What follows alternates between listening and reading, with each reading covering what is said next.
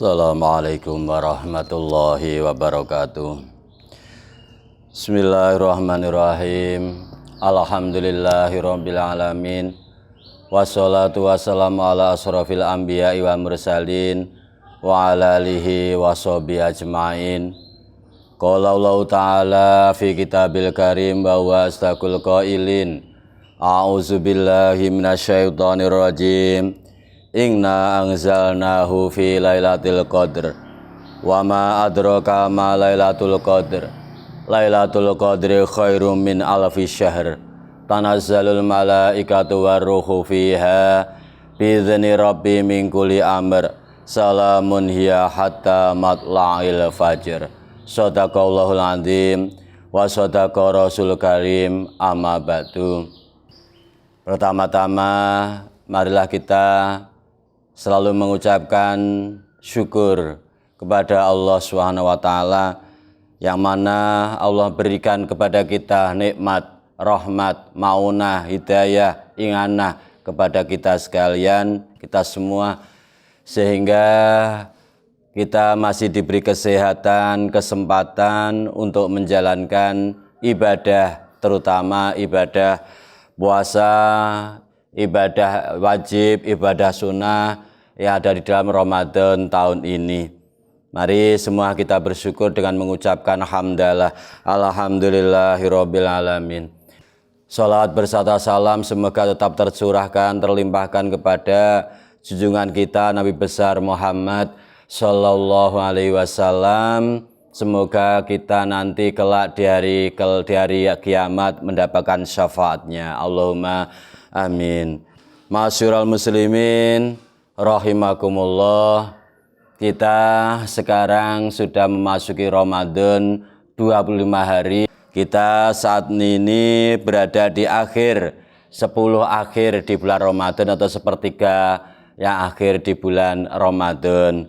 Maka daripada itu, sesuai dengan ayat Al-Quran yang berbunyi a'udzubillahi minasyaitonirrajim, inna anzalnahu fi lailatul qadr. Sesungguhnya Allah menurunkan Al-Quran di malam Qadar. Wa ma adraka ma lailatul qadar. Apakah kamu tahu apa itu Lailatul Qadar? Lailatul Qadar Lailatul Qadri min alfi syahrin, yang lebih bagus dari 1000 bulan. Tanazzalul malaikatu waruhu fiha. Allah turunkan malaikat dan malaikat Jibril di malam Lailatul Qadar tersebut.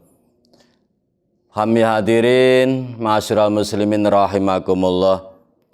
Sebab musabab Allah menurunkan wahyu surat Qadar itu dikisahkan dari malaikat Jibril bercerita kepada Rasulullah tentang keterkaitan asbab musabab temurunnya Lailatul Qadar. Dzakara Jibril alaihissalam indan Nabi abdan yuqallahu Syam'un al-Ghazi. Malaikat Jibril bercerita kepada Nabi Muhammad, ada seorang hamba yang bernama Syam'un yang bergelar al-Ghazi. Beliau setiap hari selalu berperang dengan orang-orang kafir sampai gaman beliau itu berupa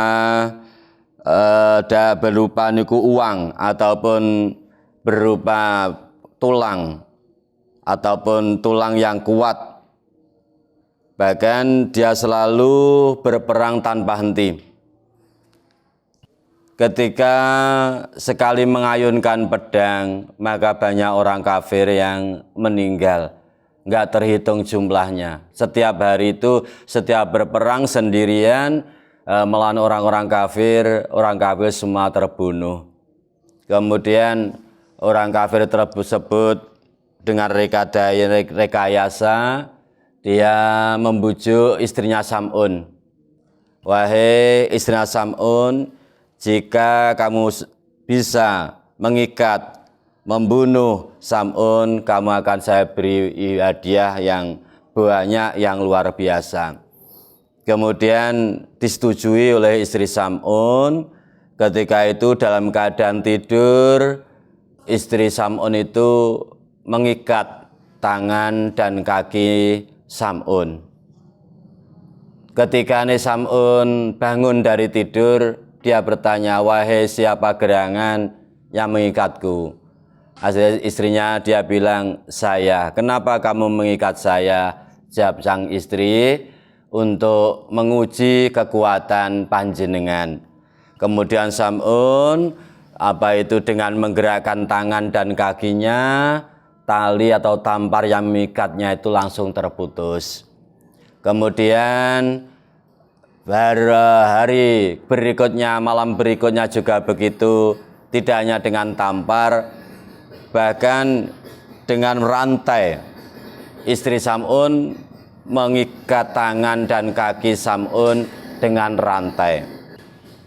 Kemudian si Sam'un juga bertanya lagi, "Siapa yang mengikatku dengan rantai?" Jawab sang istri, "Saya." "Kenapa kamu mengikat?" Jawab sang istri, "Untuk menguji kekuatanmu." Akhirnya si Sam'un bicara pada sang istri, "Wahai istriku, tidak ada orang yang bisa mengalahkanku, karena saya merupakan salah satu wali Allah yang diberi kekuatan. Hanya saja, jikalau ingin membunuhku, maka cukup dengan rambut gelungan." Jadi Sam'un itu mempunyai rambut yang panjang sampai ke lutut, sampai ke tanah panjang karena bertahun-tahun tidak bercukur.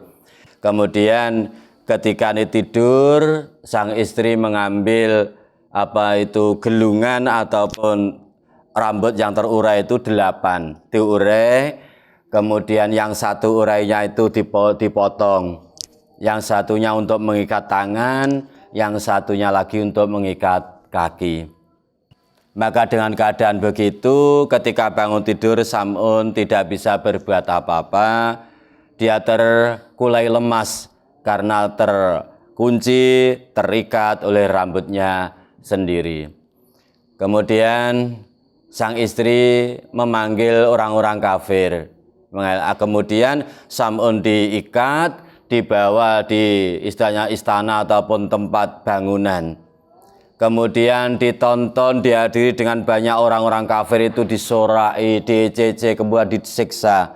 Matanya itu dicukil, mata Sam'un dicukil, kaki terikat. Kemudian Allah memberi wahyu kepada Sam'un, "Wahai Sam'un, apa yang kamu minta?" Jawabnya Sam'un, "Berilah saya kekuatan kembali ya Allah, sehingga saya bisa berjuang terus di jalan-Mu."